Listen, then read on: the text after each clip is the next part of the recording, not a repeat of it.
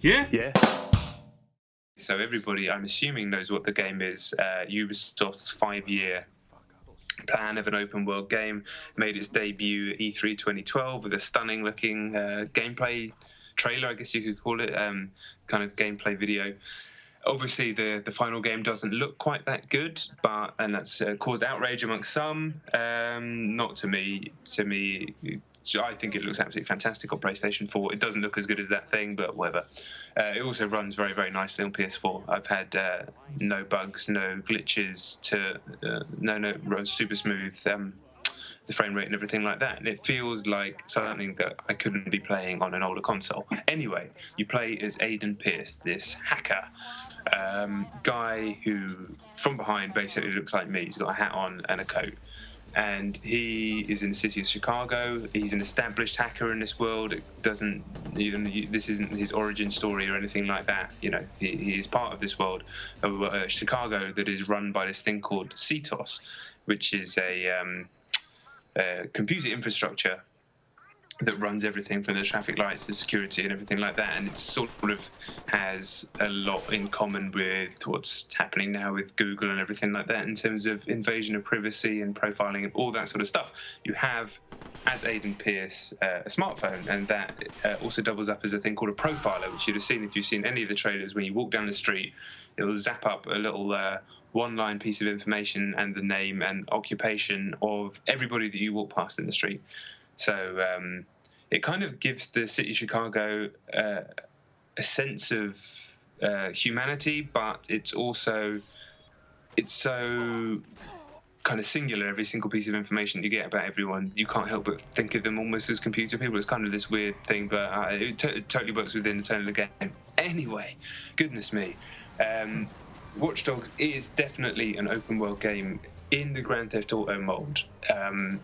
Mission givers, side quests, action, guns, cars, all these things are there. It's definitely not quite the cerebral game that perhaps many hoped it would be. It's definitely very much an action game for the most part. But I will say, for me, it does a lot that this genre hasn't done before.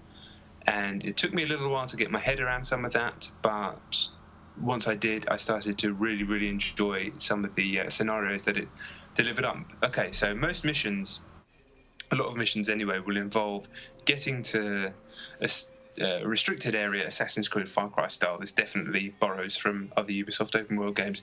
An area that if you go in and people see you, they're going to shoot you. And you'll need to get something in that world. Maybe you'll need to kill a guy there. Maybe you'll need to find a server that you need to hack. Little things like that. And the game just allows you to do that in any single way that you can think of, really. You can go in guns blazing, and I think the third-person combat is really, really solid. I certainly recommend turning the auto-aim down to minimal, so it's not quite as easy and makes the gunfights feel a bit more organic. But real crisp shooting. I actually think the shooting in this is better than the shooting in Grand Theft Auto. Had some absolutely corking shootouts in it. But brilliantly, you can also do most of these, in fact, maybe all of them, certainly. It does seem like that way. You can actually often get to the goal of what you need to be doing in one of these scenarios, and by not going into it, which is amazing, just by hacking cameras and moving. Every time you're in a camera feed, you can also do your hacking stuff that the camera can see. As long as you've got line of sight, whether it be through your own eyes or the camera, you can do the hacking stuff. That might be blowing up something on the ground or opening a gate or different things. All happens on one button. Actually, like Syndicate, which I don't think anyone else has mentioned, but it's very similar. Yeah. The new Syndicate, that is. Some of the most outstanding moments I've had in this game of when I've not even entered these zones, and I've done it all from outside, all by kind of solving this spatial puzzle using cameras and distracting guards, and then finding a guard with a camera on his head, and as he walks around following his route round. When I've done that, I felt like a total badass. And the game will let you play from anywhere from guns blazing all the way to that and everything in between, and blending all the different areas. And I've just tackled the same mission many different ways if I failed it, tackled subsequent missions completely differently. The game doesn't restrict you to being just a stealthy guy and you'll get one tech tree or anything like that. It doesn't restrict you in that respect. and it just gave me a sense of freedom in the missions that I mean, some of the best I've played in this genre in terms of that. I like the style of the game. The story is serious, but I'm following it. I've read a lot of stuff where people say the story starts to make no sense quite quickly. I'm still completely with the story. It could do with a log of some description. So if you do miss a line here or there, you could go back and read it just to keep on top of a lot of information. Quite a lot of characters, and some of them have funny names. But yeah, I'm still with the story, and I dig the vibe of the game. It definitely has a sense of a paranoia kind of riding through it. I think the city's really well realised. It's probably outside of Rockstar. It's not as good as a Rockstar city. It doesn't have that same sense of place. It just doesn't. But outside of that, I think it's probably up there with the best open world cities that we've seen. I mean, it has a sense of place. There's a lot of variety in the environments of the different areas, the poor areas, the inner city, the big buildings and whatnot. And the score, the game, it also has some licensed music, not enough, but the score of the game is absolutely superb. I think it's just absolutely, genuinely brilliant, kind of brooding synths and electronica stuff that matches the tone of what you're doing every single time.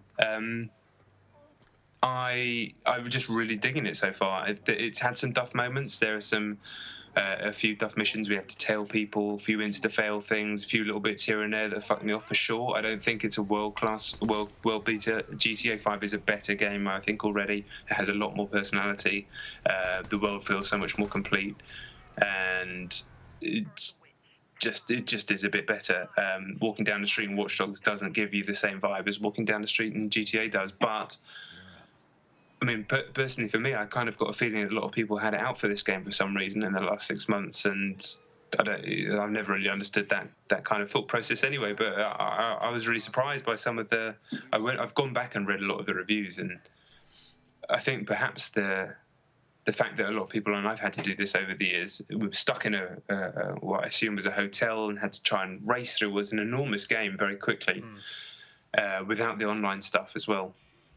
That might have damaged their experience. I certainly have had that in big games before myself, but I don't want to try and second guess. Maybe they just didn't like it, but not that it's got bad scores, but for me, I seem to be enjoying it a lot more than some of the reviewers are. I certainly don't have any.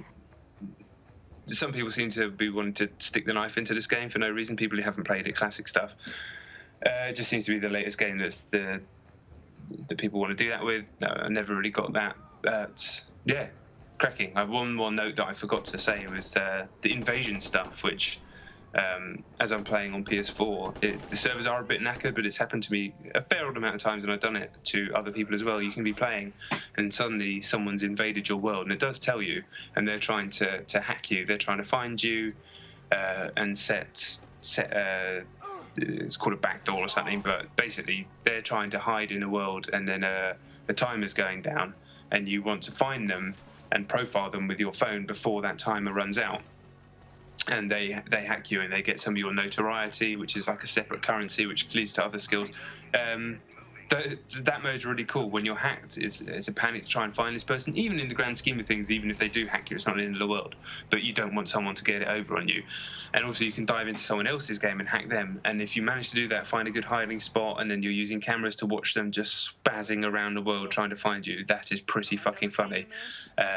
More often than not, they will find you, shoot you in the head. Well, nothing ventured, nothing gained. But I've really enjoyed that as something that's kind of slipped into the campaign naturally. I think it's a really interesting thing. Perhaps it's not as well realised as it could be, but I think it's a cool idea. I like the fact that doesn't feel like a separate mode. It just feels like part of the game. So yeah, that was the last note. I have other things to say about the game, but yeah, I've been talking for like 29 minutes, I think. So